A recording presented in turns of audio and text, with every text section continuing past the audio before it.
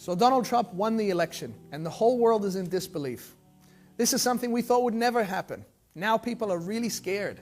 Not just Muslims, but the Latino community, the black community, even the white community. Everybody's scared.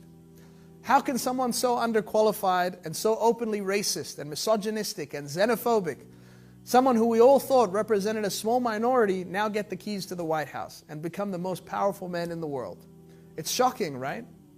Actually, no. There's something deeper in this.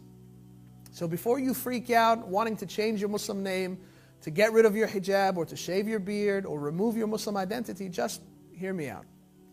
You see, as Muslims, we believe that everything happens through the will of God. And the same way that Allah gives power, He can also take it away. So it shouldn't really matter to us who wins this election. Allah is always in control. It's also important to know that in whatever Allah allows to happen, there is a wisdom. There isn't a coincidence. So this happened for a reason. And I don't know about you, but I feel like there was a major warning sign in this for us to make a change in our lives, to stop being complacent and to start being forces of good in the world. I came across a quote online that summed it up perfectly. For all of us that haven't done anything in the last 15 years since 9/11, but became slaves of our careers and our lifestyles, letting a very few do all the good work, this should be a wake-up call. Get involved in any capacity. Fill your weekends with non-profit work, not parties. Fill your afternoons with volunteering, not fancy lunches. And spend your money on causes, not things. Support those around you who actually do the work, because our lives are passing us by.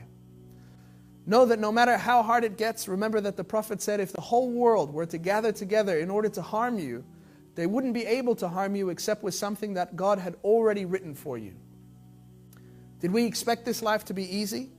Allah tells us so many times in the Quran that we will surely be tested, to know who will struggle for the sake of Allah and to know those who will be patient. We must also know that through these tests and through these dark times, the most miraculous things can happen. Only if we trust Allah and we keep working. In our history, we've seen some of our predecessors face the toughest circumstances, when it seemed that all hope was lost. Think about the time Prophet Abraham was thrown into the fire for preaching about Islam. It wasn't until he landed in it that he understood Allah's plan and that Allah saved him. Think about Moses and the Red Sea. When the army was fast approaching, it wasn't until the last moment, after the panic had already set in, that Allah saved him and his followers. And think about the Prophet Muhammad, peace be upon him, with Abu Bakr on the migration, hiding in the cave, when Abu Bakr said, if the Quraysh only look down into this cave, they will see us. And the Prophet replied and said, don't be sad, Allah is with us. No matter what happens in the world, Allah and His will is above everything. He hears all and He sees all. And lastly, if you do feel overwhelmed, if you're tempted to run and hide, or change your name, or take off your hijab, never forget that Allah also says in Surah At-Talaq, and whoever depends on Allah, Allah will be enough for him. It's time to get real about our responsibility to work for a better world, as Muslims and examples for humanity. And to our non-Muslim brothers and sisters, we don't see this as a Muslim struggle. This is a human struggle. We all have to work for a better world together. Peace.